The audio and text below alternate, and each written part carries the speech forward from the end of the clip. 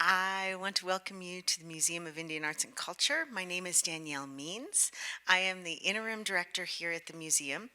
We're going to actually have the screening first, and then Marita Hines, who is our director of education, will come and we'll have the panel with Kayla and Kara. So, uh, again, welcome, and here we go.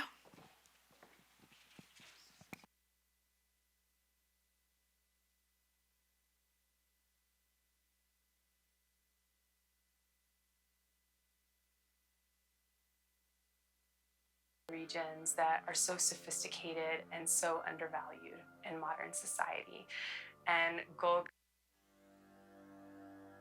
I am infatuated with indigenous science and traditional ecological knowledge. Traditional ecological knowledge are the old sciences that exist from different bioregions that are so sophisticated and so undervalued in modern society. And Golga's work has really sophisticated traditional ecological knowledge techniques, and I really wanted to highlight those to just really elevate the visibility and the status of something that I think in society is undervalued. The ways that they're engaging in cultural revitalization in the north around preparing hides, something that's been around for thousands of years, and they're learning it again. They're making sure that it doesn't go by the wayside. And those sciences are far more spiritual than just, Western science. These ideas of how everything's connected, those old techniques speak to the health of the environment, the health of the culture, and beauty.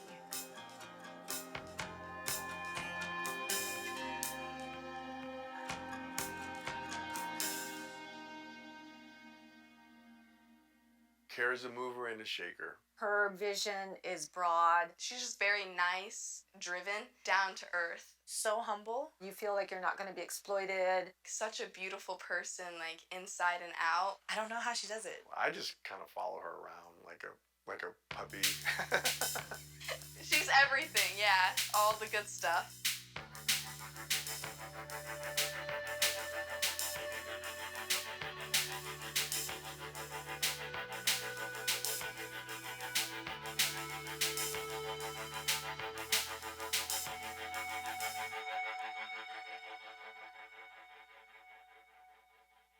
I grew up kind of straddled between cultures. My dad's Native American and my mom is Anglo. And I had this experience after my parents split of going back and forth between the Chemehuevi Valley Indian Reservation and this urban epicenter of Houston, Texas. And as I grew to mature as an artist, the art began to be a fusion of those two worlds.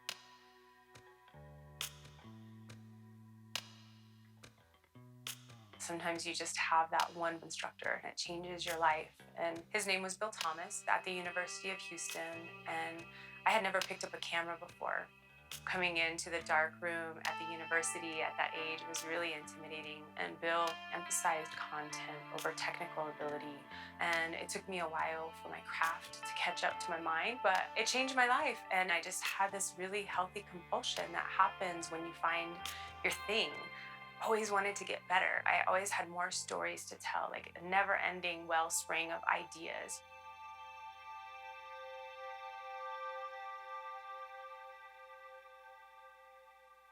I think that all artists that are in school begin by emulating what's out there. Who are the greats? For native photography, that was really Edward Curtis. So my early black and white photographs are sepia toned. They were often asking my friends to, dress up in regalia and let's go do this figurative landscape piece. And I'm really proud of the work. But at some point, I was able to identify that content was disingenuous. They captured the world's imagination, but they also contributed to like this pause in time. I was like, we don't even do this, like who does this in our native community? And so it kind of became like this funny examination of why are we continuing to represent ourselves in this like historic context.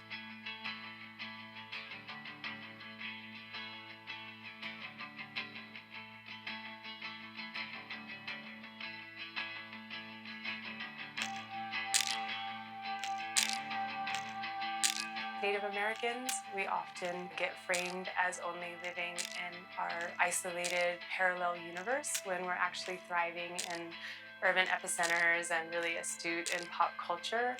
And then simultaneously, we have a lot of tradition that's been around for a very long time.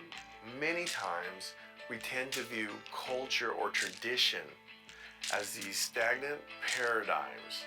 And I think really culture gets more of a stream that flows through time. As it hits a rock, which could be capitalism, manifest destiny, cultural appropriation, river has to flow around and over it and adjust itself. Otherwise, it shrinks and dries up and becomes non-existent. Tara really has her pulse on what's relevant in our culture today. Pop culture is a really useful visual tool to help people understand the modernity of my community. Using iconic landscapes like the wind turbines of Palm Springs or the famous Abbey Road, the work with Marcus Ammerman, with Buffalo Man, and all of those pop cultural references, I was like, I'm gonna make these photographs that show that we understand your culture. Humor is medicine. But it does also have all of these unintended outcomes. It really does keep us safe from exploitation and this need to have insight into our cultural privacy or our ceremonies or traditions. We're human.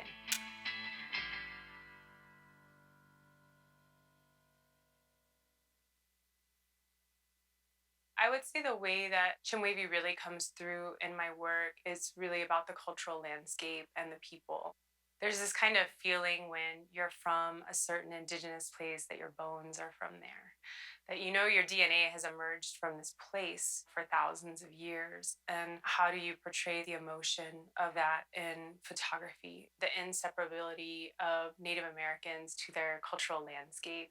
My work has political response to how our landscape has changed, to development in our ancestral territory. We believe our ancestors are all around us in the landscape, and if people had a better understanding of that, would they be kinder to the landscape? Would they see that the desert is not this big empty space, but really has this incredible, rich history of indigenous peoples living and thriving there for thousands of years?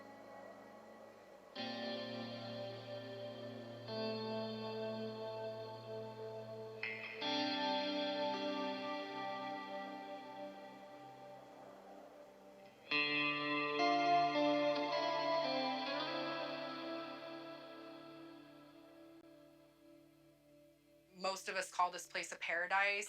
We have our mountains, we have our desert, the water, very prime real estate compared to most places. Most people just see the desert as just this massive wasteland, and to us it's everything to us. It's our church, it's a food store, it's where we belong. 150 years ago, we were really known for our ability to traverse the Mojave Desert, knowing how to get from watering hole to watering hole, knowing where all of the cultural resources are, including shady areas, springs, all the different flora and fauna. We're known for basketry. We didn't have fancy regalia, but our baskets were probably our most prized possessions because they were one of the few baskets made in the Americas that hold water. We spoke a trade language, which is Utoaztecan. So we were the people that were helping the Southwest tribes get their items all the way from the coast of California. In 1860, there was 3.6 million acres taken away from both California and Arizona. And then with the creation of the Hoover Dam and Parker Dam, we were officially moved out in about the early 1930s. We all had to move to the Colorado River Indian tribe, where we were given land allotments. There's gaps in our timeline that even we're still trying to figure out because of the displacement. So much language and ceremony, so many things just don't exist anymore. California has one of the most brutal colonial histories in the United States. There were waves of genocidal war that came to California, starting with the Spanish, and there was the Mexican era, and then there were the 49ers, right? The gold rush came through, boarding schools, loss of language, massive loss of land, slavery, indentured servitude. I mean, the stories are really, really tragic. And this didn't just go on like in the 1800s. This was all the way up past the turn of the century into the 1920s and the 1930s and the 1940s in California. Our reservation reorganized and was reestablished in the late 60s, which was really common for a lot of tribes post-termination era. There's so much history involved, right? Chemehuevis did gain their federal recognition, which is something that tribes along the coast are still trying to gain. Federal recognition gives them access to land base, which is the whole land back movement that you're seeing happen. Today we live on a pretty typical reservation with a pretty boilerplate constitution. We have HUD houses along the river, which is now up on the mesa, and we practice agriculture. Our source of economy is fishing, boating, resort, gaming. So really like a drastic change from 100 years ago. Despite everything that we've lost, even though we're kind of holding on by strings, we're still a very proud people. We're very proud to just still be here and to have such beautiful land. We hold on to it very, very dearly. I really want my photographs for my community to have this feeling of celebration of who we are, of survivance, of the things that were kept safe for our generation.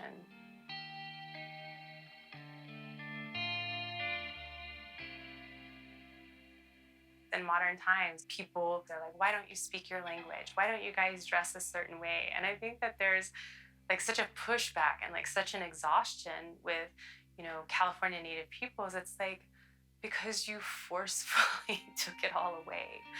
Conversely, some of them exist against all odds. And I do like to examine that in my photographs. If you look at the photograph of Naomi and the work of Leah Matafrawa, it's all about that. It's all about California culture that exists against all odds.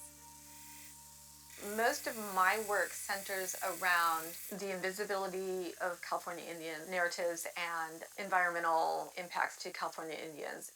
It's a lot of intersectionality in my work of environment, activism, different cultures, and I just love how Kara can take that and then translate it even better into a different medium.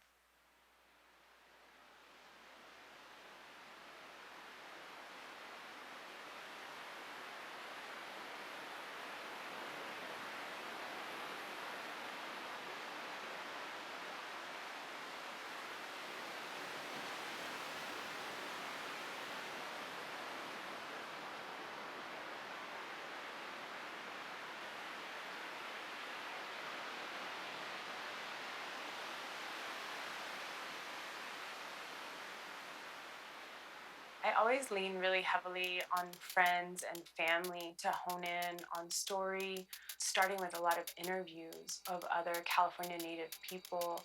One of the common themes that emerged was these areas of really sought after real estate where the indigenous peoples had been displaced, knowing that it was no coincidence that these areas were rich in both gold and oil.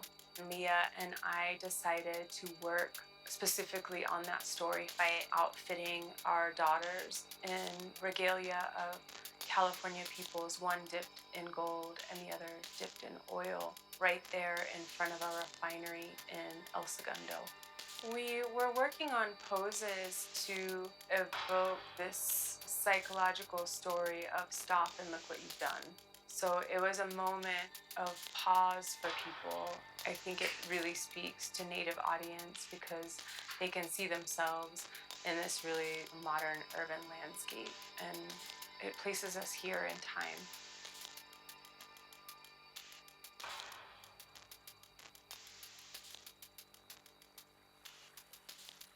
I am an adjunct professor at IAIA, and I had a few students that were involved in dance. And just hearing some of their stories, I had thought about what is that experience for brown people or indigenous people to partake in classical arts. And I was thinking, well, what if we were to indigenize ballet and use the materials that we use for our dance riggins, but just put them in a classical design? And I was explaining the idea to Kara because I knew she'd be the only person on earth that would understand it. And she's like, "Oh, Cricket's a dancer. Maybe we could shoot."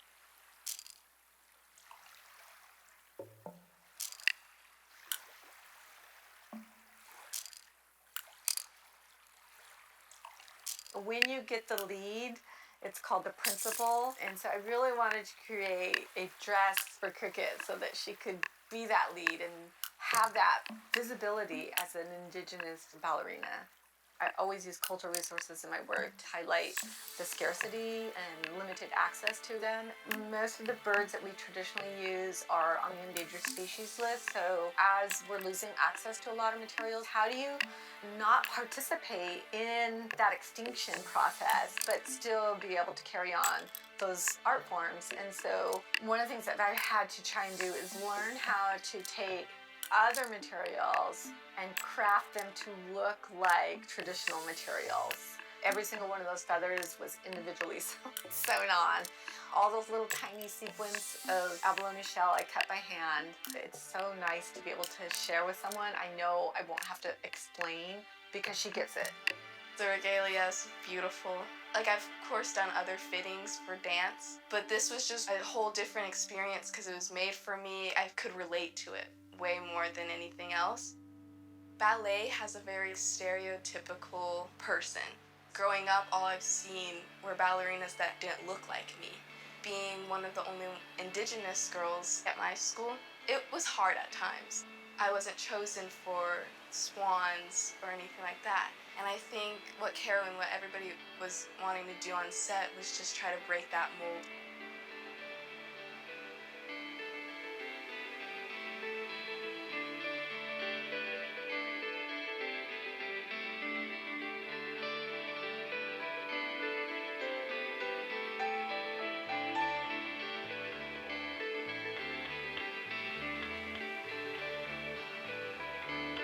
Up there by the ocean and in the sand, I did feel like a bird of my own that's just as beautiful as a swan.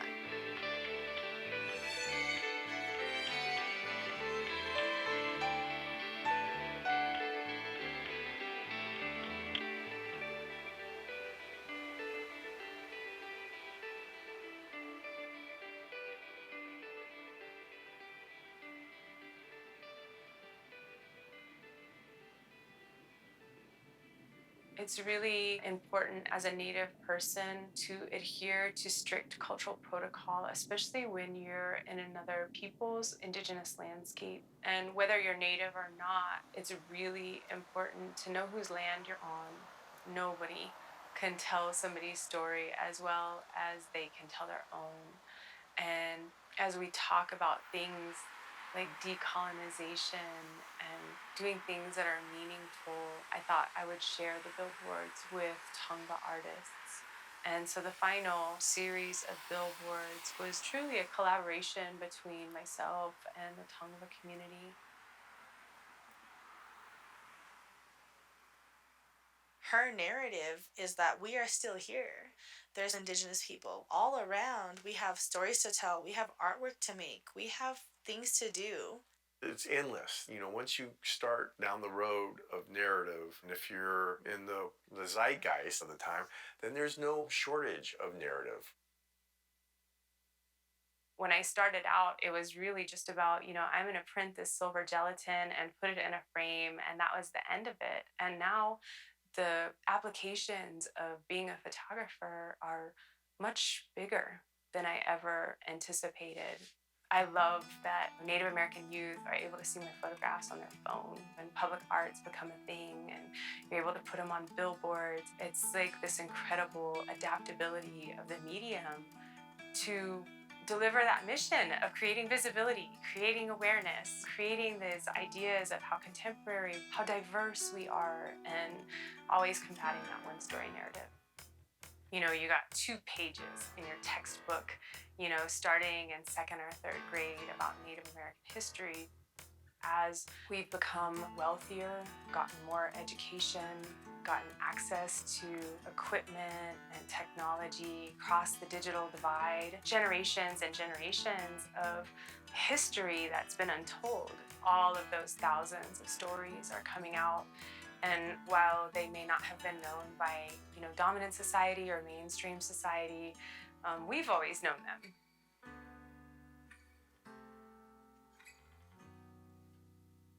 I was always put together a little bit different.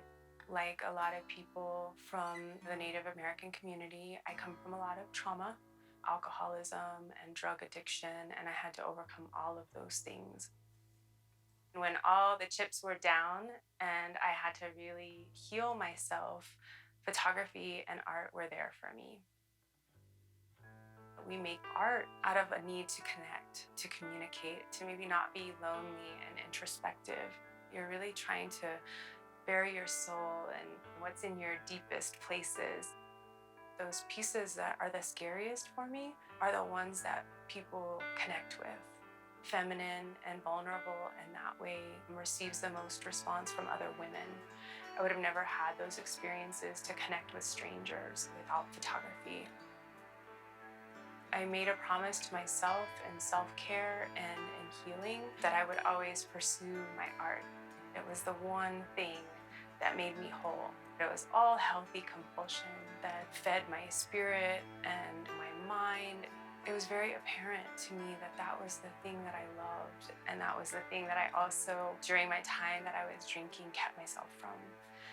And never again. The medium and the field in my life constantly tells me that I'm on the right path now.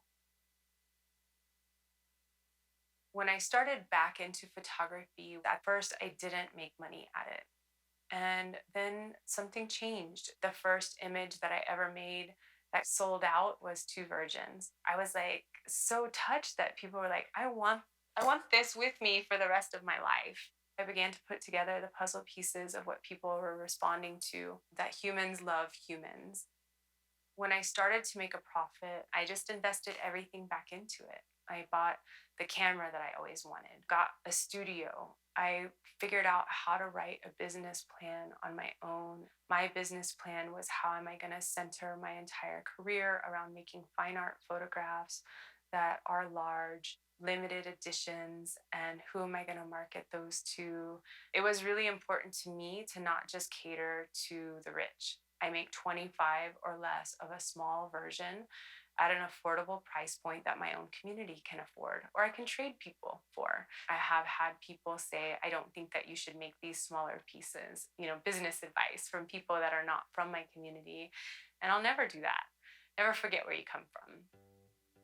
Things have just kind of continued on this trajectory of continuing to learn how to be a woman small business owner. An important part of being a female artist is learning to take care of yourself, invest in yourself. Society dictates, you're to be a certain way and you're to take care of your children, and we tend to be very selfless. You have to carve out time to make your art. Be strong and assertive about investing in your art. It's not frivolous at all. It's actually like a radical act of self-care. As a mother, if I'm caring for my soul and the things that make me happy emotionally, then I'm caring for my whole family better. I think my stories year by year become more truthful and more brave. Some of them will become more controversial. People would be surprised to find out that many of the pieces have already created controversy. And now I'm really interested in that kind of pushing back.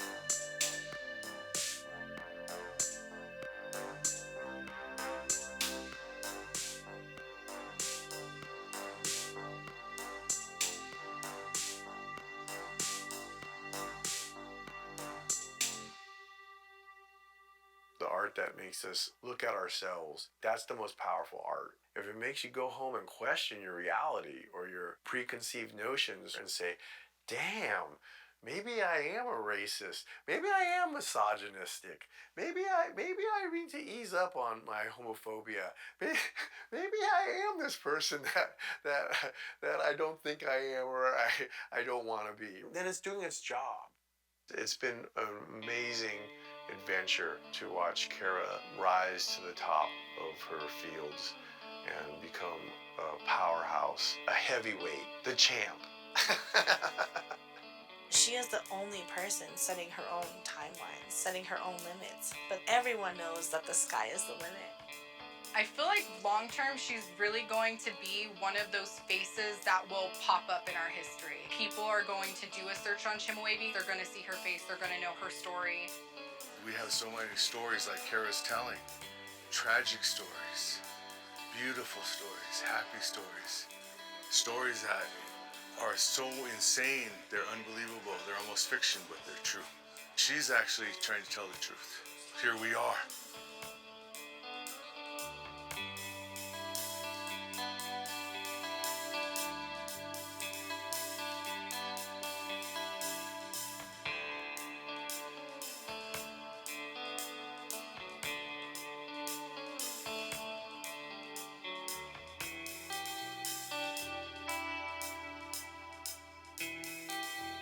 Her work is magical, and of course her work is connected to her. I mean, photography is about light, and the ability to see light and following the light. We exist in the mythological, but we exist in the hardcore present. And she gets all of that in just one photograph. Where Kara is going in photography, I think, is a secondary question. What I'm most interested in is what photography becomes with Kara Romero.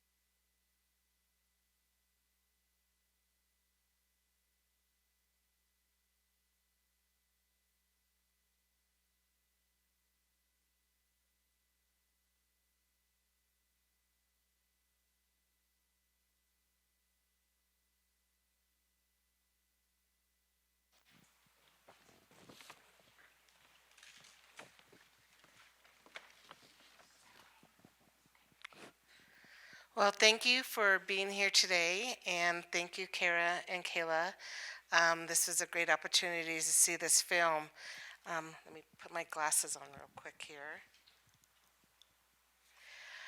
This is our 9th Native Narrative Speaker Series. The series is part of our permanent exhibit, Here Now and Always. The exhibit has 7 areas of concentration: cycles, ancestors, home and community, trade and exchange, language and song, survival and resilience, and art. The Native Narrative Speaker Series is generously funded by Edward and Maria Gale and the Gale Family Foundation. Today, we will be talking about art. And it's my pleasure to introduce Kara Romero and Kayla Wallstein. Kara is a contemporary fine art photographer. An enrolled citizen of the Chemehuevi Indian tribe, Romero was raised between contrasting settings: the rural Chemehuevi Reservation in Mojave Desert and the urban sprawl of Houston, Texas. Romero's identity informs her photography, a blend of fine art and editorial photography, shaped by years of study and a visceral approach to representing indigenous and non-indigenous cultural memory, collective history, and lived experience from a Native American female perspective. Mountain Mover Media is owned and operated by Kayla Wallstein. Kayla was born and raised in San Francisco and applies the talents she has developed over the course of her life to the craft of filmmaking. She often works solo as a director, producer, cinematographer, and editor, allowing for on-set intimacy, efficient communication, and quick turnaround. Let me welcome Kayla and Kara.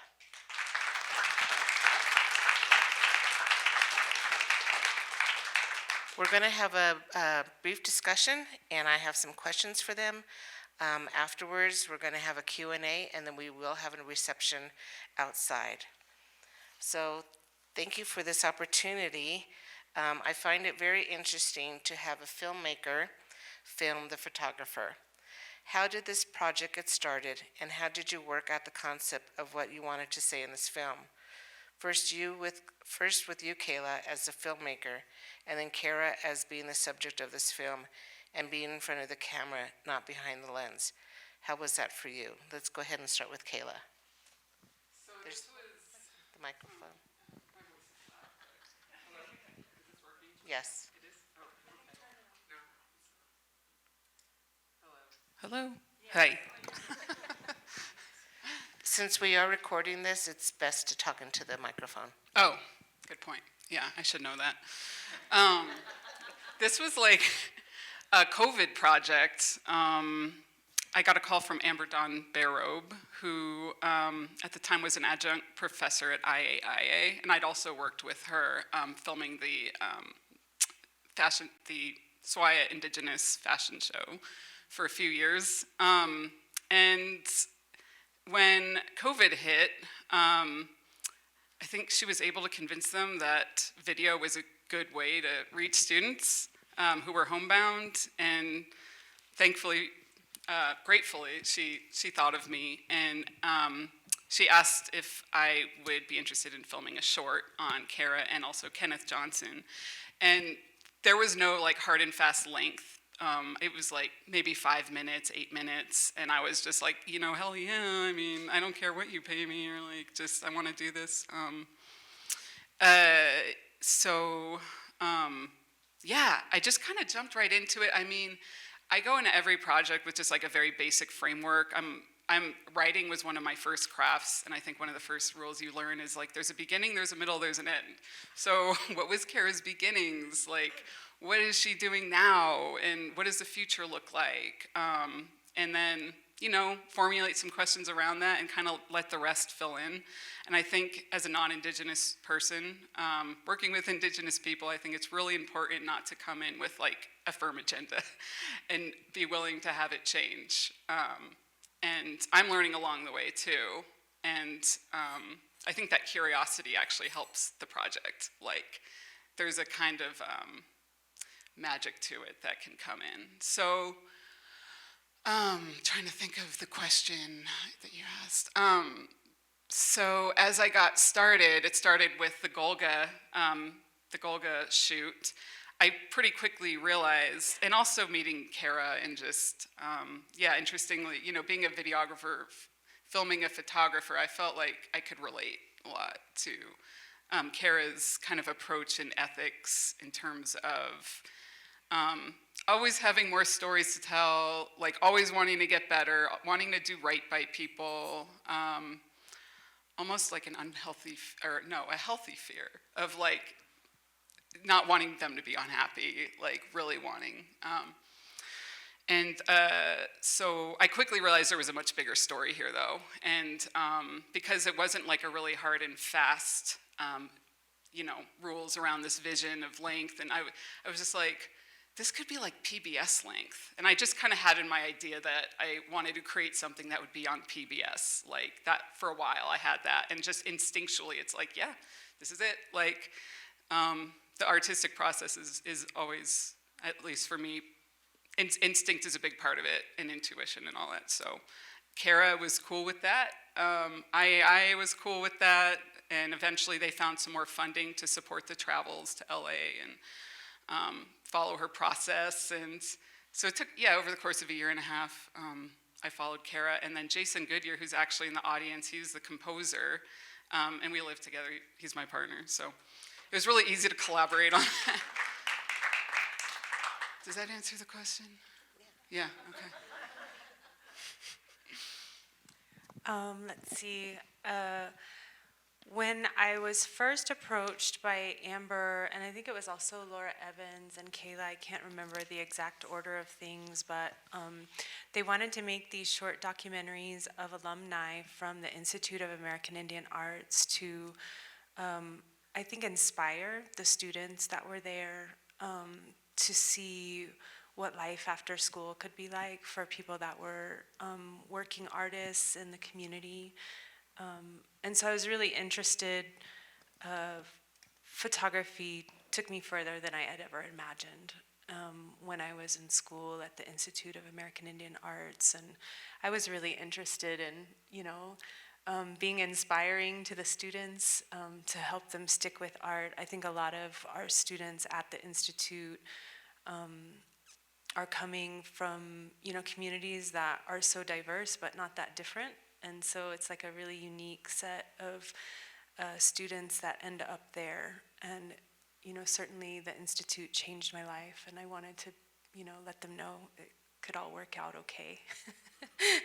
And COVID hit. I mean, it was, kind of right all at the same time when they approached. And I think Kayla and I both ended up with a lot of extra time on our hands, and Kayla was like, this was supposed to be a 7 or 8 minute video, and it was really her determination and ambition. And I think, so many of us were trying to figure out what to do during COVID, that, we had a project, and I had never, I had been part of a documentary before. To answer that part of the question, it's very uncomfortable to be on the other side of the camera. I think I set out to be a photographer just, to be able to tell stories of other people. And while some artists work a great deal in self-portraiture and autobiography, I never do that. And so, getting past the discomfort of being on the other side of the camera, I really have to lend it to Kayla for getting past all the awkwardness. It was very awkward, right, at the beginning. Know at the time it was that awkward. Yeah. It was. And I think that, even in photography, great documentarians spend time with the family or the person or the community, building trust and, understanding how to work with them. And Kayla certainly did that. She spent a lot of time, and it became more and more involved than I had ever imagined it would be. And I think she told a really great story, a really great biography of self. Well, since you're talking about that trust, a few weeks ago when we talked about how we wanted to do the questions and how we wanted to form this conversation, we discussed cultural sensitivity, respect, and appropriate sharing. How do you both grasp these areas within your own work so that there is respect and trust? Do you want to go first? You go first. Okay. So,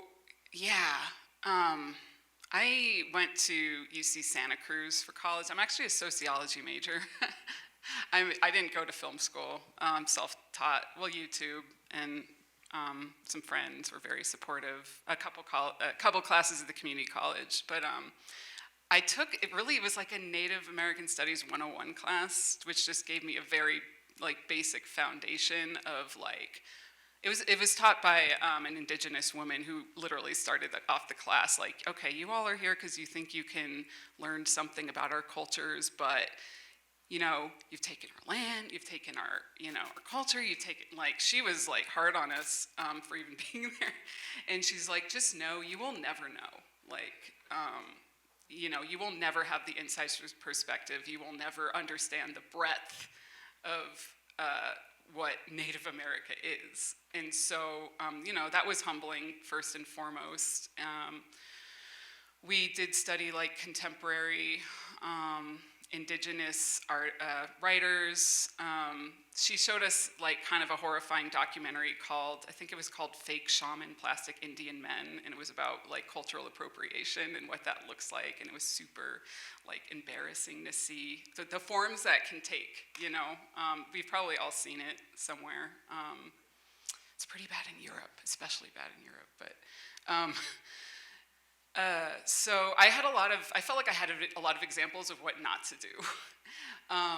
And when I came to Santa Fe, I think that's one of the other questions. Maybe I won't go too into that yet. But I kind of have an approach where I am very open to learning what I don't even know, and I'm like.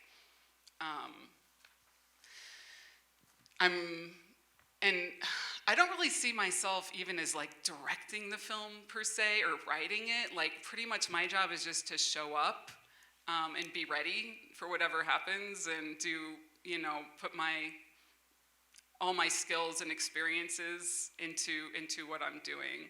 And that's what keeps it like, oh, the light's coming on. That's what keeps it really satisfying, enriching to like my soul.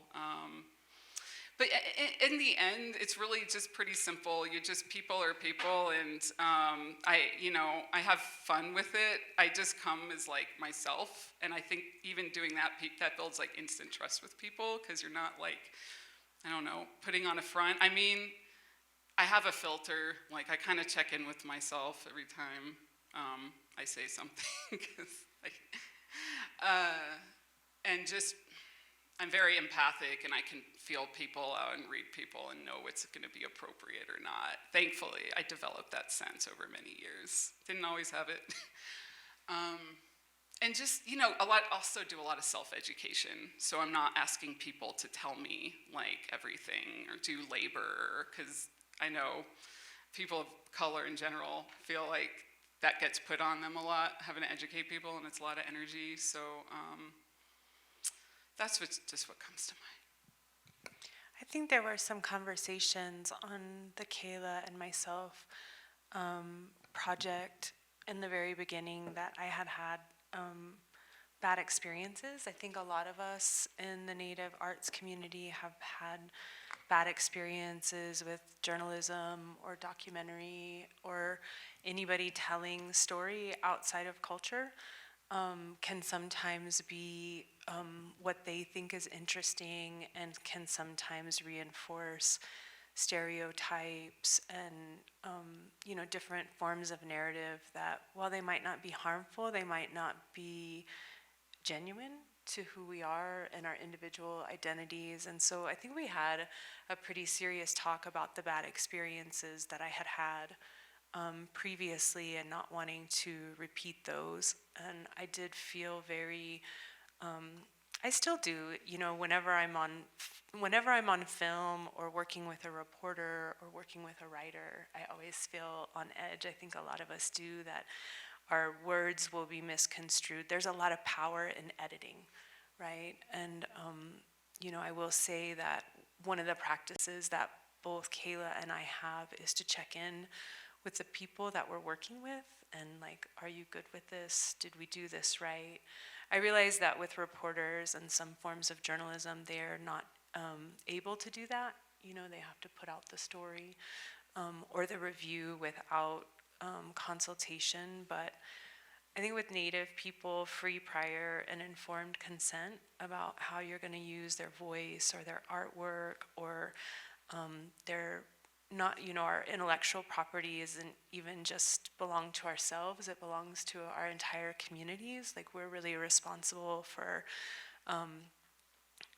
representing, often our whole community or our entire race, and so like that's a heavy thing when people are reporting out, and it can, come from a place that is careless, or it can come from a place that's very caring to those burdens. And I think that that is, at least one component to good allyship is, if you're making stories, to meaningfully consult with the folks that you're working with. And so there was a lot of consultation every step of the way. Thank you. Thank you. Kara, you mentioned in the film that your stories have become more truthful and brave and controversial, and that many have created controversy. And now you're interested in pushing back. Can you elaborate on that more? So, I mean, even when we worked on this film, in order for it to go on PBS, they had to take out one of my photographs, right? And they were like, that's just a little too much. It was one that hasn't been widely circulated. It's called Don't Tell, and it is part of a series that I've been working on for a couple of years that I call Americana, and it is American history told from Indigenous perspective. And oftentimes it's utilizing different film genres like film noir and the silent movie era. You saw the one where she was tied to the railroad tracks, like the silent movie era. This one was a film noir piece where Gary Farmer actually dressed up as a Catholic or a Jesuit priest and was the villain in the story. And I'm really interested in, the absence of Native people in academia and media portrayal. And when we did show up in media portrayal, it was often, stereotypical or problematic or cast as dumb or villainous, like so nonchalantly that it really, came into the psyche of, my entire generation and the generation before. And we think about, it goes all the way up to like racist mascots, right? And the humiliation and the caricatures of Native American people. And so it was really, I think one of the controversial pieces is about recasting ourselves as the protagonists and, sometimes the victims of truthful American histories that we know through oral tradition, or sometimes those stories are harder to find, but they're very well known, amongst ourselves. Like we all know that people's hair were cut at boarding schools, and we all know that children were beaten in boarding schools, and we know the atrocities of, the Catholic and Christian missionaries on our communities, and westward expansion and cowboys and ranchers in California, but we're the ones that were cast as villains or caricatures and Looney Tunes and that sort of thing. So I think that those images, I think I'm trying to find strength to push back. I did tell Kayla, I was like, yeah, I would rather it be on PBS and we'll take that photo out. Than it not make it on PBS, but we had to really think about it, and I think that's really what I mean when I say I'm pushing back. There have been other series, typically when I work with women and figurative, there can be pushback, and it's almost always from women outside of community, which I think is really weird, and that just makes me want to push back greater, and have belonging with our bodies and be able to work with the figurative within culture. So.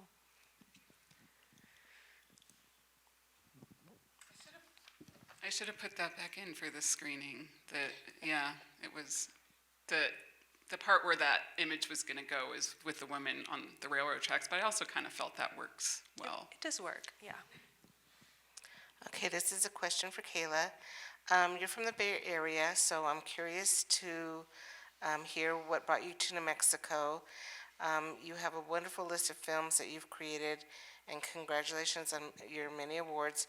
What led you your interest in filming Native American artists and other cultures within the Southwest? Yeah, so I was born and raised in the city of San Francisco. I've lived different places. I again went to the UC Santa Cruz. I lived in Chicago. I actually did a stint working on a farm in Hawaii.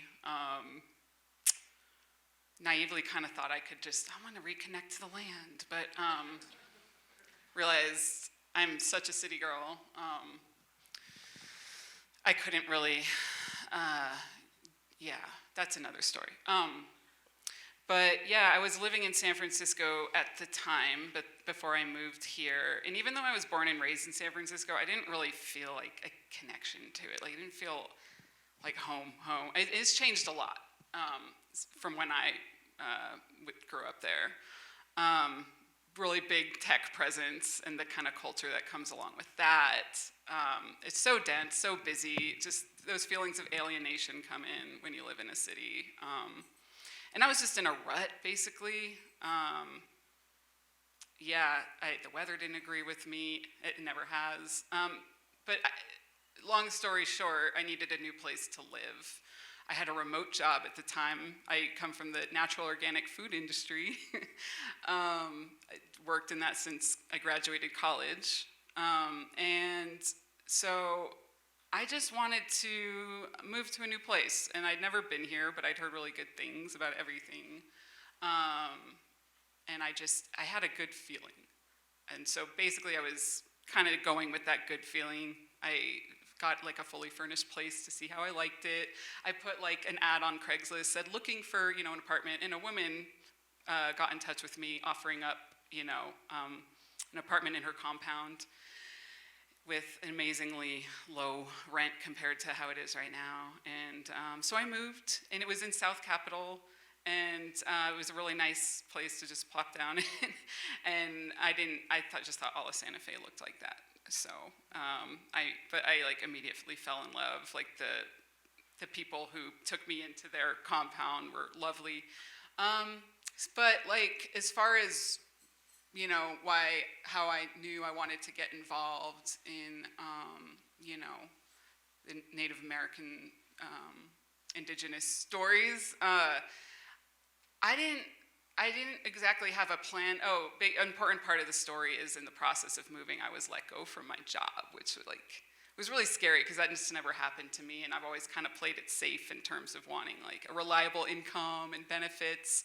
It was basically because I voiced higher aspirations, and although my boss was very supportive, there was no room for me to grow in the company, so she kind of kicked me out of the nest and like gave me a couple months to figure it out. And so I was like, I'm still gonna move to Santa Fe. I'm gonna try to be a filmmaker. Like, I'd done a couple films, and I wanted to move into this area, but into filmmaking, but was too scared, So I was like, I think I'm being forced to pursue my dreams, and I just have to try my damnedest, so I don't regret not at least trying. And so as soon as I got here, I was just inspired by so much of it that nobody knew me. I didn't have any professional contacts, so I'm like, I'm just gonna make films I wanna make and just like build out my portfolio and just be like, oh yeah, this is just what I do, like, hire me. But like, yeah, I think one of the first films I did is I got in touch with SWAIA and asked for a media pass to film Indian Market. And I said, you don't have to feel any pressure to buy the video. I really just want to make a video. Can you give me a media pass? And they did. And I went around and I asked the artist, is it okay if I shoot your art and you? And I think just about most of them, vast majority, let me. Showed that to SWAIA, and they loved it and licensed it and put it on their website. I feel like I'm being a little long-winded, but basically, I just think Native art is the best, and it's the most interesting, and just on all levels, like aesthetically, the stories in them, knowing the history, broad strokes of the history of Indigenous people in this country.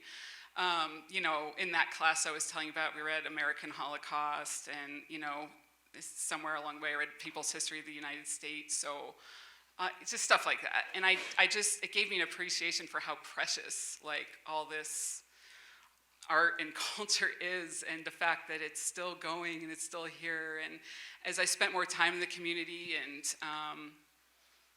kind of met Amber Dawn Barobe, who again runs the Indigenous fashion show here, I got to know more of the contemporary aspects of Indigenous art and appreciation for that. And it just developed organically. Like, I think the storytelling, you know, the videos kind of speak for themselves, and once people see you working with somebody they respect and admire, they're like, you must be cool. Like, yeah. I'm so grateful and feel so privileged for the access I've been given. I expected to get a hard time over it. People are like, well, you're not Native, like, why are you? But I haven't, so yay for that. I might at some point, but that's fine. I'd be really interested to have that conversation, actually. Great, thank you. Kara, you used recognized photos of pop culture, like the famous Abbey Road and your photo of the boys walking across the desert, the wind turbines of Palm Springs, and of course the photo of Mark Zammerman and the Buffalo Man, with some of the humor behind these photographs. With the viewer recognizing these pop cultural images, does that give a way for the viewer to connect with you, our culture, and to say that we are here? How do you work with that theme? I think that that's part of it, yes. Creating an instant visual narrative of modernity. And it was really about a self-examination is where it started, and we kind of touched on that in the film, but really making a conscious effort to not always show us as mystical and stoic and in regalia without any modern context. You know, there was kind of enough of that. And while it is a beautiful part of our culture, we also have so much more depth than that. And I think that somewhere, you know, as I matured, I found it much more difficult to create those narratives and much more interesting to say, how have we brought our indigeneity through time? And I think, you know, something happens when we look at historic photographs and the nostalgia that it evokes for a time that existed before today, right? And it creates a longing. But I think simultaneously in our youth, it says, if you're not like that, you're not a good Indian. And I disagree wholeheartedly. I think that we're from dynamic communities and that our cultures have come through time, and so many things exist against all odds, but it's different. And I like to really examine the beauty of what I think is genuinely today and genuinely beautiful, and accept that there has been a blend of cultures and identities, that they don't exist in a mutually exclusive space. You're not one or the other. You can be everything. You know, you can be modern and you can be traditional. And so I think not just blending, you know, 21st century iconography with stuff that has come through time a really long way, but kind of, you know, with photography and with art, you can really throw linear time out the window. And then, you know, once you're like, it can all exist at once, you know, you have just a visual narrative that bursts wide open. You know, it can be future, it can be present, it can be past, it can be indigeneity, which becomes kind of a larger idea. I don't think it's just, pop culture that I'm interested in kind of blending. I think, it's a tool and it's fun and it has sense of humor and it very quickly allows the viewer, non-native, to understand that this is, contemporary Native people. I think my first audience is Native people. And so it's like funny to us, right? Because it's just like a breath of fresh air of like, that's funny, huh?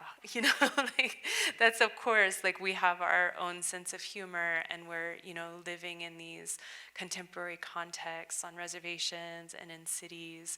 And I think at some point I also became really interested in like sub-pop culture and how we fit in. So many of our Native youth from our communities, they're like into heavy metal, they love hip hop, they're skateboarders, they have all of these tremendous contemporary identities, and they're from, San Carlos, and they're from Chemehuevi, and they're from Dene Nation, and they're in urban epicenters. And those stories, like, if they don't get told, then nobody knows we have 1,000 stories, right? And so I'm really interested in, creating, cross-section and context. And the more stories that we can tell in contemporary times, the more humanity we're given. One of my favorites is the photo with Marcus Hammerman in the middle, with the Buffalo Man, Last Indian Market. That's a great photo. Can I add a little something to something I really just want to give a shout out to Laura Evans. I mentioned Amber Dawn Barrow is kind of sparking the project. I kind of see Amber Dawn, she opened the door, and Laura Evans ran with it. She's curator, art historian, PhD from the Cherokee Nation, and she was responsible for finding like all the funds. And it's so important to her to get these stories out there and support artists. And she's continued to just like run with this torch. And we've worked on other projects together for the like Smithsonian, making videos to accompany artist exhibitions. And so I could not leave her out. I just wanted to throw that in there. Yeah, she's great. She's really great. For both of you, what advice would you give a young person who is interested in getting into film or photography? What would you tell them? Sure. I would tell them just go make stuff. Like, don't wait for anybody to, don't wait for the opportunity. And I mean, especially now, you have all the technology like right in front of you, like with your iPhone. I think editing and storytelling, like you were saying, I mean, it's powerful. It's probably the most powerful part of filmmaking, I would say. So my first documentary was on my dad, like safe subject matter. He had just retired.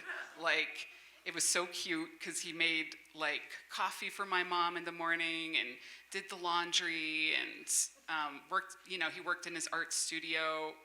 And then every day at 4 o'clock, he made her a cocktail. And so I called it Cocktail Time. And it was like a big hit with the family. I still have it on my website. I'm like really proud of it. But yeah, I had a friend who just lent me his Canon like 7D and put it on auto settings for me, and then let me pirate his Final Cut Pro 6. And that's how I got started. Stories are everywhere. Like the tagline on the poster for the film is "There are always more stories to tell," and that was inspired by what Kara said in the film. And just go after like what inspires you or interests you, and just watch a YouTube video if you don't know how. It's that's my first piece of advice. Let's see. I think one piece of advice is that it takes a long time to hone your craft. And I think a lot of times as artists, we have this idea of where we want it to be, and we don't come out of the gates with those skills. And whether it's basket weaving or jewelry making or painting, you know, you're looking at like 6 or 7 years of just getting better, you know. And I think the number one reason that people from marginalized communities don't get to tell their own stories is because of the cost of the medium. Photography and videography and computers and hard drives and lenses. There were so many times that I wanted to quit because I thought, why this medium? Why did I pick this medium? And I think I really had to fight the urge to quit because I couldn't afford it. And I think there's two realizations along the way. One, you can make really good art with really bad equipment. I put together my first Cadillac, you know, one part at a time. I would buy, you know, stuff from garage sales, from thrift stores. That was, you know, cameras and lights and things like that. And, you know, some of the work that was in the film was, you know, made in my son's bedroom, you know, where we pulled all the furniture out and I had to sit in the closet to get far enough away from the model, you know, for the lens to work just right. And I think, you know, as the journey moves, you have to learn to invest in yourself. And I think there was some moment where I was like, well, I know how to live, you know, from paycheck to paycheck, and I know how to eat very modestly and eat very frugally. Like, you know, we learn this in our communities. We're below the socioeconomic median, and that's all I wanted to spend my money on. It still is, you know, so there was like, I don't need to drive a Tesla. I would rather have a new lens or the underwater photography equipment. I don't need to eat out every day. I'd rather, you know, buy a new roll of paper for my printer. And so, like, I think understanding that that's not frivolous, you know, coming from our communities is a really important lesson. So I would just say stick with it, you know, borrow, you know, you make good art. Focus on making good art. I agree. So touching base on that, we know that this film was made during COVID. So what were some of the hardships regarding that, you know, doing it during that time, the travel, but also the opportunity that you had that was like profound or wonderful? I can't even think of hardships. I mean, it was kind of the thing that kept me going and kept me human, and you know, it was like scary, uncertain times, and it gave me like a focus. And you know, like I said, we had a lot of time on our hands. You know, certainly in the beginning, I think work slowed down for a bit, and then actually I was busier than ever eventually. But I mean, art, I think in general is what keeps us human. I can be kind of gloom and doom, actually, and this craft is what helps me tap into any kind of hope or optimism, or even where there is none sometimes, just connection, human connection. And the process of creating is about human connection. And I think the final film, if you can do that, it will connect with people. So having something to work towards was really, really great. I'll let you know if I think of any hardships.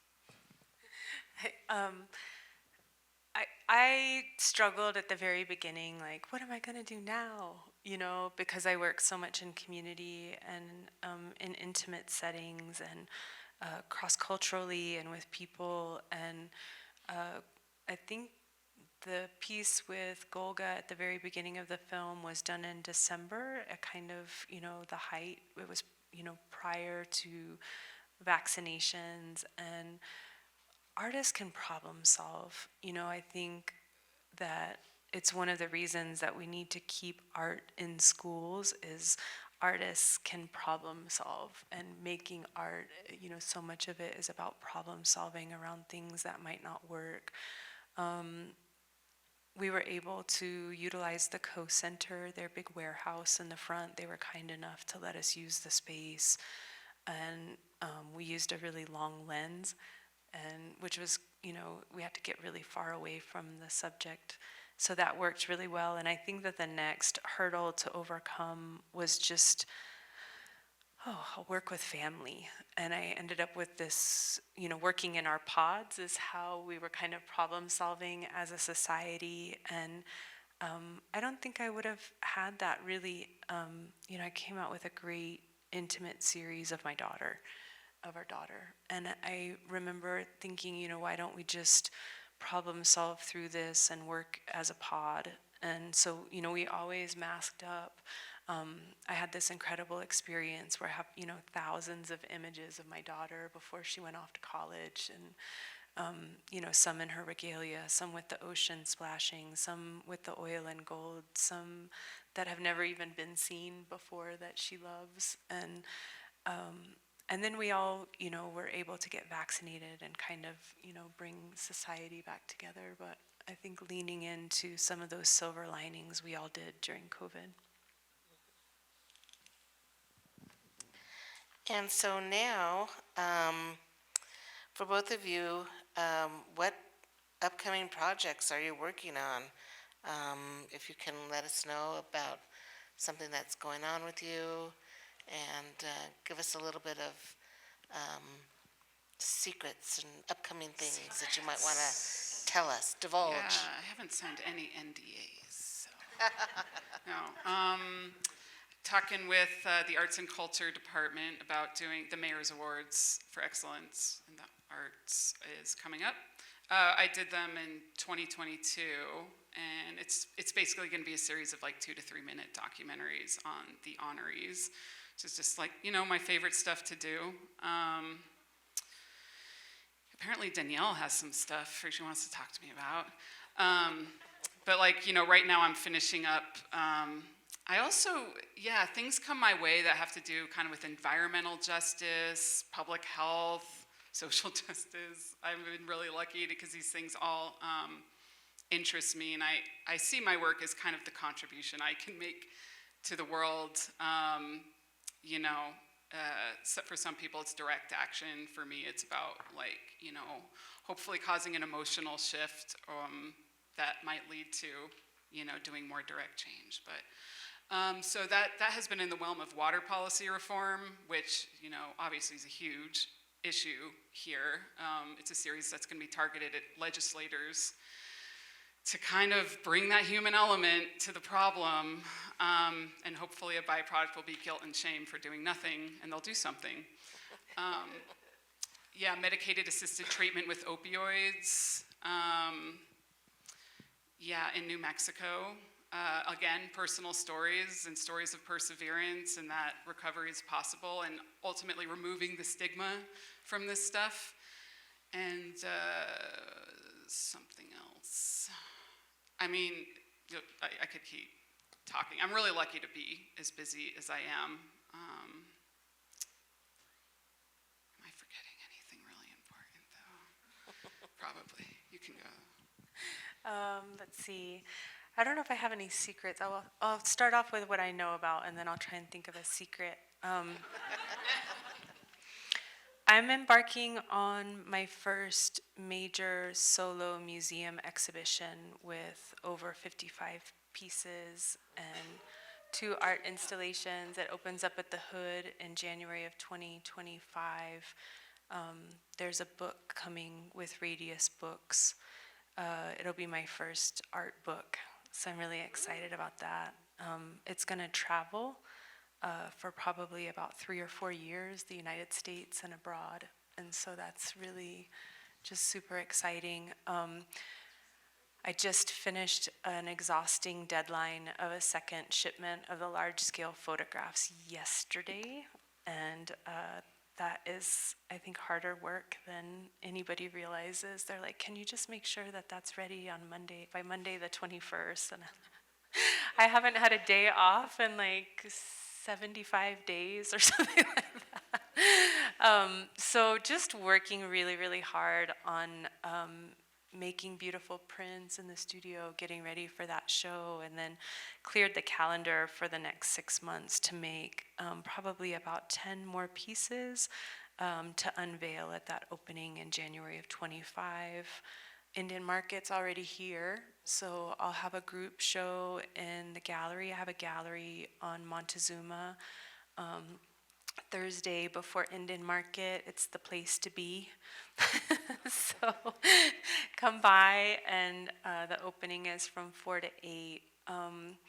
The series that I'm working on to complete the book and flesh out the show, that might be a secret, that I would like to share is the first American doll boxes. I'm going to do 5 new ones, so I already photographed one, and there's going to be more Indigenous futurism as part of that, and I travel to Hanover, New Hampshire, so the hood is on the campus of Dartmouth College, and I'm going to work with the Kanaka Maoli kids. So I'm really excited to work interculturally with some Kanaka Maoli Hawaiian students up there, and they had a special request to make underwater photographs, and so I'm super excited about that. So you guys are the first to know. All right, great. I just remembered like 2 of like probably the kind of secrets, but not really, but they're really important. I'm working on a couple features because that's kind of my next big, I think, challenge. One of them is with Liamata Frawa, which you saw in the documentary. After this whole experience, she approached me with an idea, a very broad idea, wanting to tell, like, as you say, what really happened in California with the Native people. And we've been working for, I don't even know, probably 1.5 years trying to develop a treatment. And as a filmmaker, I've been kind of trying to help her narrow this story down. And she's been really busy, so you know, it's a little bit slow going, but it's been a real exercise, and now I have to raise money, like find grants, write grants. It's like sometimes that's like a thesis, and it's kind of goes counter to the way I work, which is a lot more loose. They want to know everything in advance. I got to make a line item budget, and I'm like, oh my God, hundreds of thousands of dollars, I can't ask for that. But that's like the way it is in the industry, and I think a lot of women struggle with that, as I've come to find talking with other women. Yeah, it's gonna be in the realm of federal recognition of California tribes, the arduous process of that, and that kind of being the anchor to talk about some of the issues that were touched on in here, the things that led up to this. And it continues to morph as like the landscape changes out there and politics change. And so we'll see where that one goes. And then simultaneously working on a feature-length documentary on Erica Lord, who is a local artist. Like, oh my God, such amazing work. She's working on a series now related to like the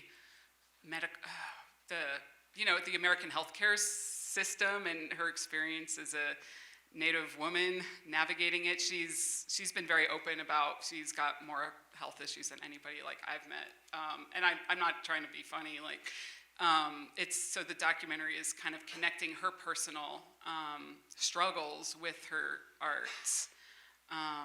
And that's also a very much a collaboration, and bouncing off each other and more fundraising. So just figuring it out as I go, as usual. Great, thank you. And I had the privilege of working with Kayla recently this past spring, doing the education video for MIAC. So that was a great opportunity to work with Kayla myself. So if you want to look at that video, go to our website and you can check it out. I think right now we're going to go ahead. I'm going to come down into the audience, and if anybody has any questions, We're going to do some Q&A. Let me walk to you because we want you to be recorded. This is recorded, so it's best to use the microphone, so I'll be right there.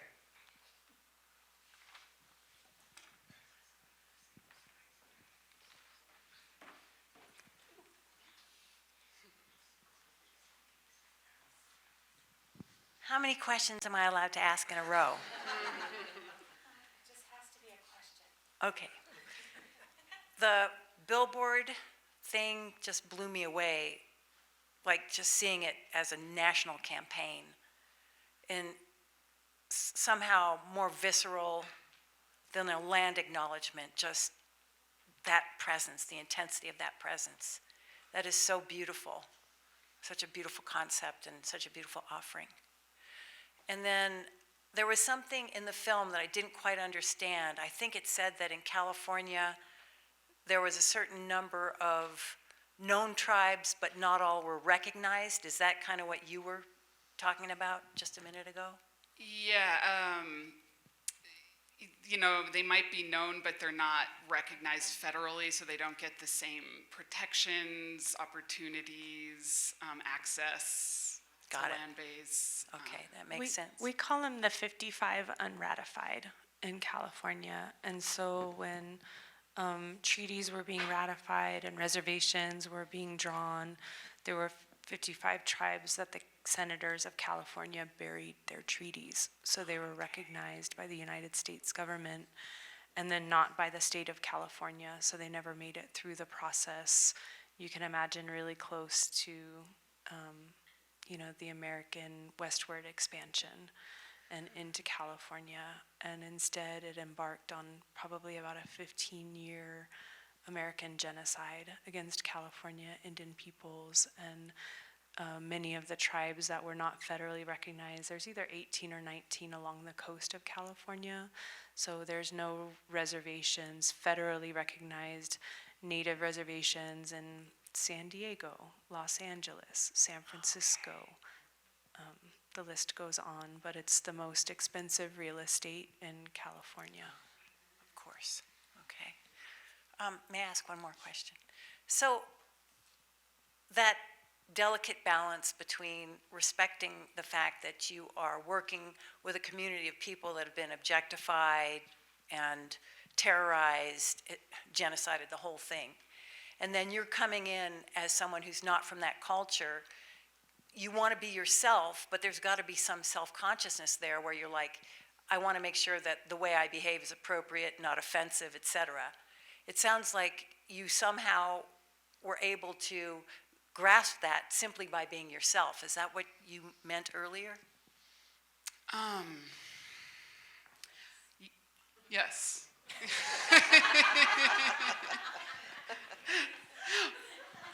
Well, the first thing that comes to mind is like the best thing I can do is really just listen, like, and hear what is most important for that, you know, what is most important. They want people to know or me to know as I'm editing this, or hear like what the past documentaries, like, you know, they had it really hurt her family, you know, to just leave her mom out of it. I think, can I go ahead and help you out here? Yes. I would say Kayla exhibits some really important components of being a good ally to Indigenous peoples while doing the work. And she listed some of them, you know, not making folks do emotional labor, active listening, humility. She's easily, like, there are times, I was going to say easily correctable, right? So if she does make a mistake, she understands and, you know, redirects whatever she's doing and doesn't ask a lot of questions. She knew not to push on cultural, you know, issues of cultural sensitivity.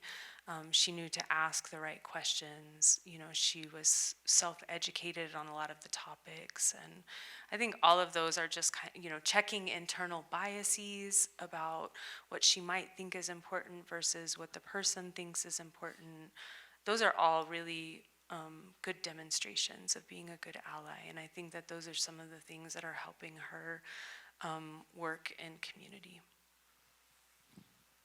And also, I mean, you know, as Kara is reflected in Kara's art, you're modern people. You're living in the world. You're not separate like parallel universe. We're not that different. I mean, there's so many commonalities I can find, you know, between Kara and I and just about everybody, you know, I've worked with. And so we spend time in that place, and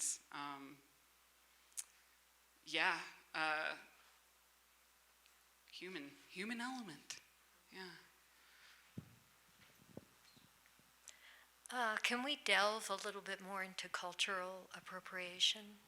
I've been here 20 years, and when I arrived here, there were and still are, so many opportunities to take weaving classes, Native American weaving styles, to take pottery classes, micaceous pottery, beadwork, all of these things. And I've taken many of these classes, and I've been respectful, and I've loved every different form of art that Native Americans have long been known for.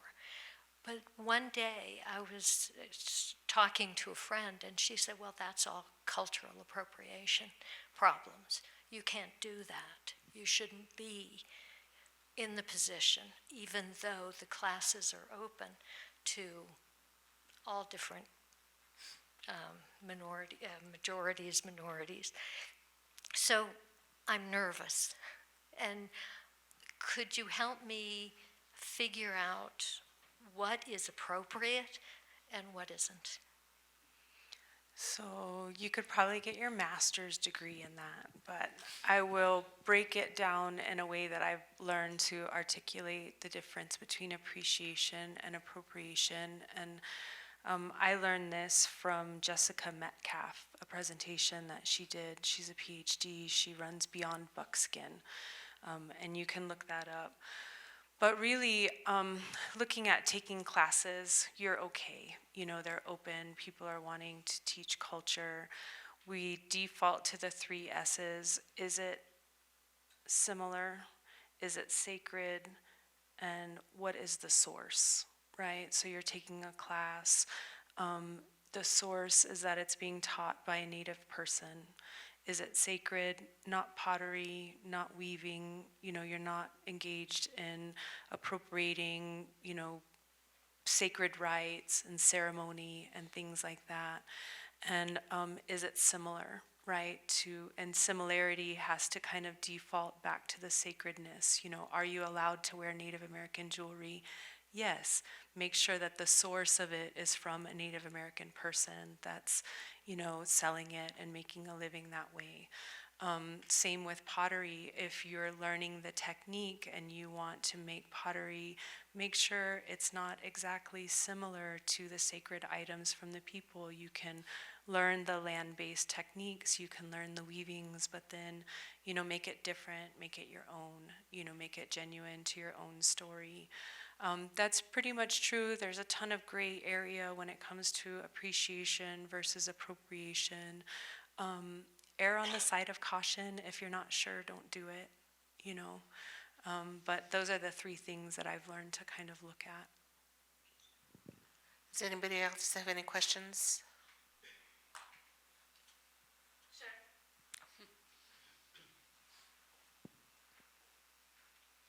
Thank you. Thank you for all of this. It was very beautiful, even though we got here late. It still floored me.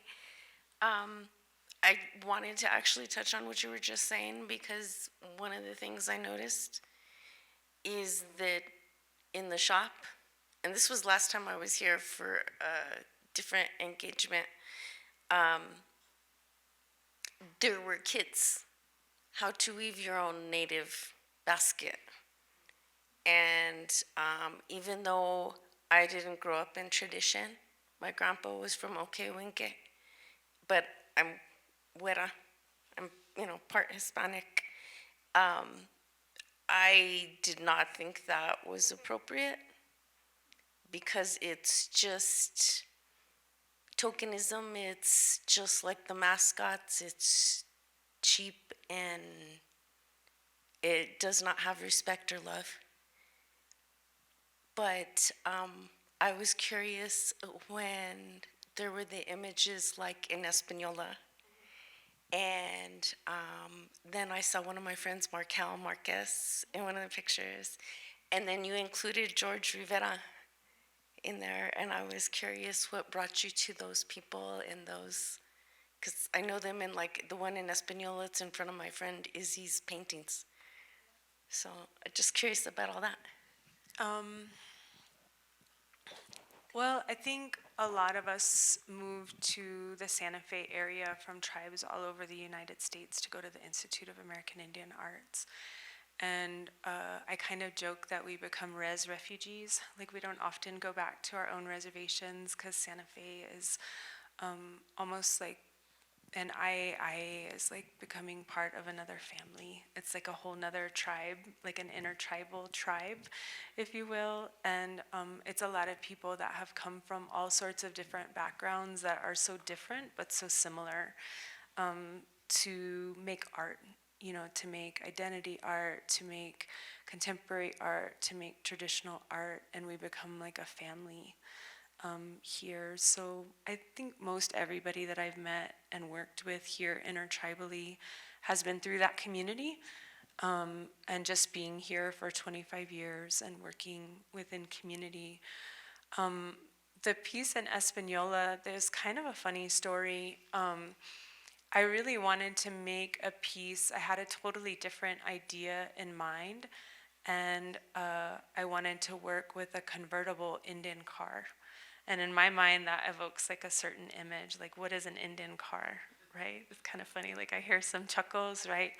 And somebody introduced me to Toby Morfin, and they were like, he knows all of the car guys, you know? And so they were like, go up to Española, and I really want you, they have a car show at Cities of Gold, or maybe it was, yeah, I think it was Cities of Gold this weekend. It was summer back in 2018.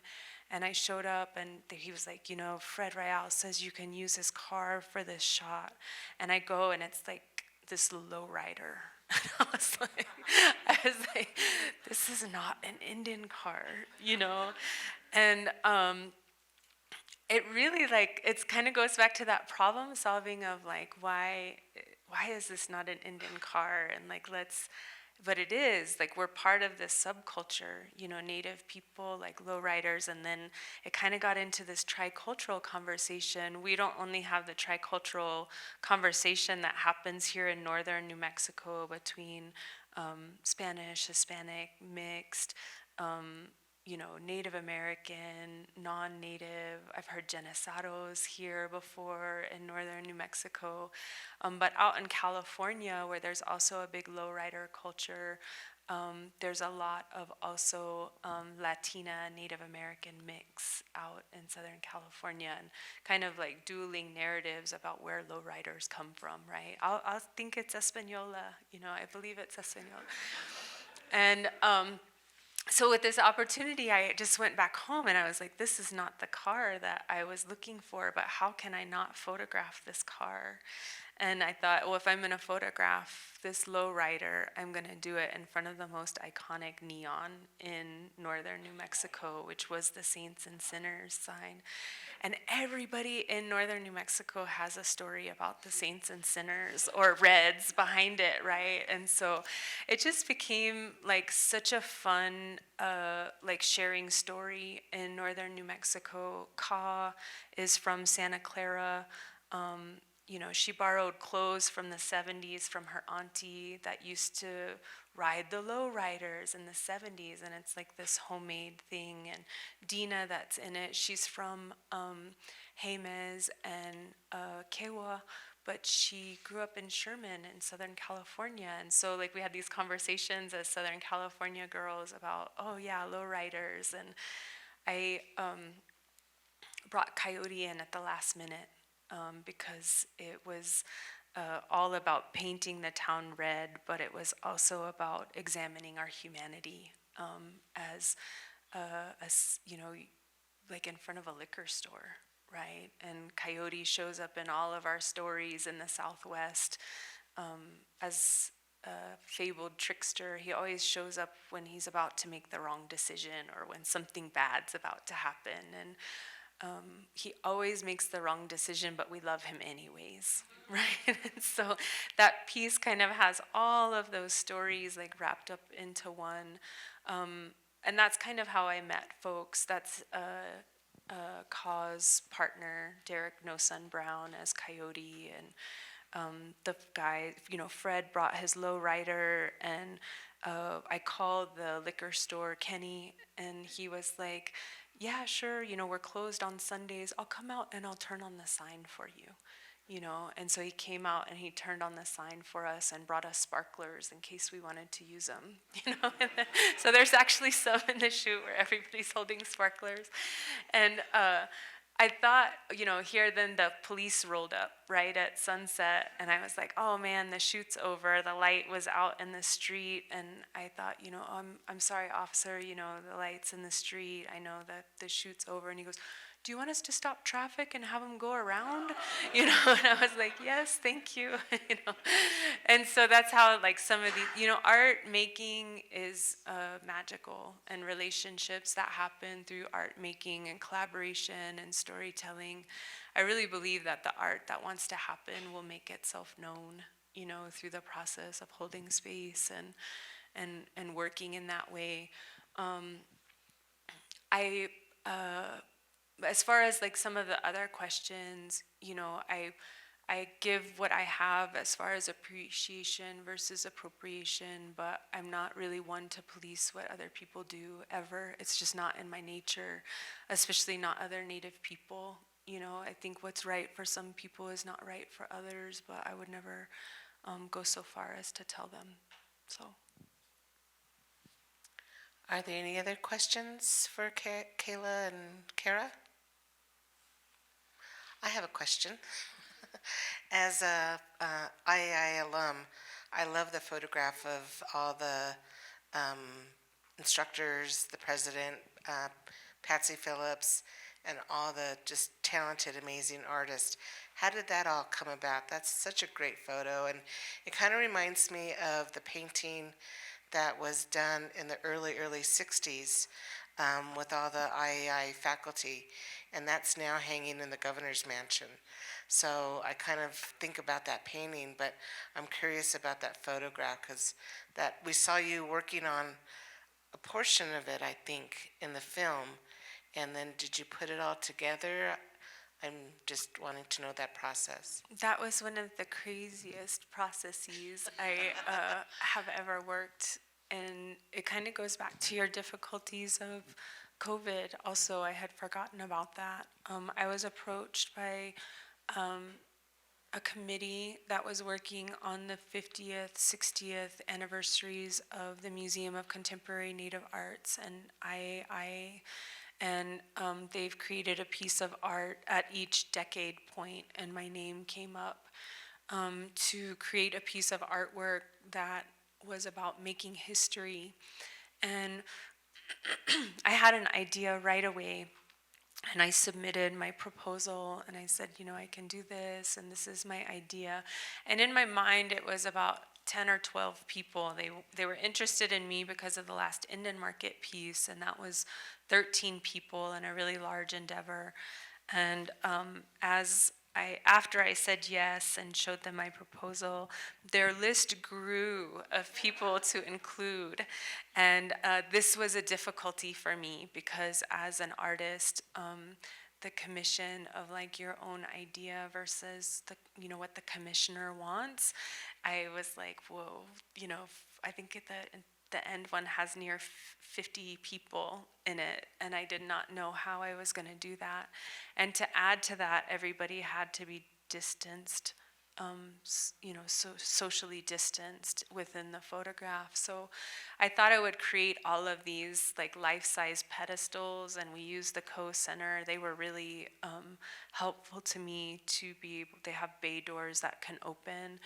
And then it's like artists and their schedules and their egos. And I was like, oh my gosh, like, how am I going to get all of these people in the room at the same time? And so I have stitched together panoramics before, and it's usually like even the last Indian market is actually 5 photographs stitched together. They're all there, it's all in real life, but you can't get the perspective of that painting and camera. So I actually moved my camera and the lighting down the table. Well, with the Making History photograph, that was not possible to move my camera down because there were giant poles in the way that were holding up the structure. So we actually left my camera in the same spot and moved the set left to right and like had it all measured out that we would like tape where it was supposed to go and the exact angles that it was supposed to be at. And we actually moved it and we shot it on 4 different days. The first left section was on the first day. The next time a large group could get together. And I think I will say with that, the more people that they included, the more people they left out, you know? And I think that that was a hardship for me. I think they should have just let me do 10, you know, because I think we couldn't, you know, and there was, you know, politics to it. It was, you know, they had to graduate, you know, which I think part of our community, a lot of people that were epic, I never graduated, you know. A lot of people just couldn't be included. They wanted 2 people from each decade, in each different medium, and I was like, I think, like I said, I think the hardest thing for me at the end of it was that the more people that we included, the more people we left out, you know, and so that was a hardship for me, but that's how it was done. It was done on 4 different days, and the photographs were stitched together. But I have to say that was like very serendipitous for the film. Like, I remember seeing you go through that and like getting it even like constructed, and like you were like losing sleep over it. And like at the same time I was like super excited because I was like, this is gonna be so climactic and like speak to, you know, Kara like literally elevating the stories of others, and just like the fact that there were so many people spoke to her art and her like legacy really of what she's creating. I can't really think of a more perfect ending. So, you know, I'm not saying the art, you know, the arts that wants to happen happens. Like it didn't happen. I'm not saying it happened for me, you know. Like that was the reason it all unfolded. But I'm kind of just saying I'm glad it did the way it did, and that you got through it, and it turned into an amazing photograph. And it's like, it's super high resolution. Like they can blow it up super big. It was quite an endeavor. And I also remember Kara saying, it's gonna work because it has to work. Like, so I enjoyed seeing you persevere. Great, thank you. Well, I want to thank you all for being here this afternoon. Thank you. And thank you, Kara and Kayla. Let's get a round of applause.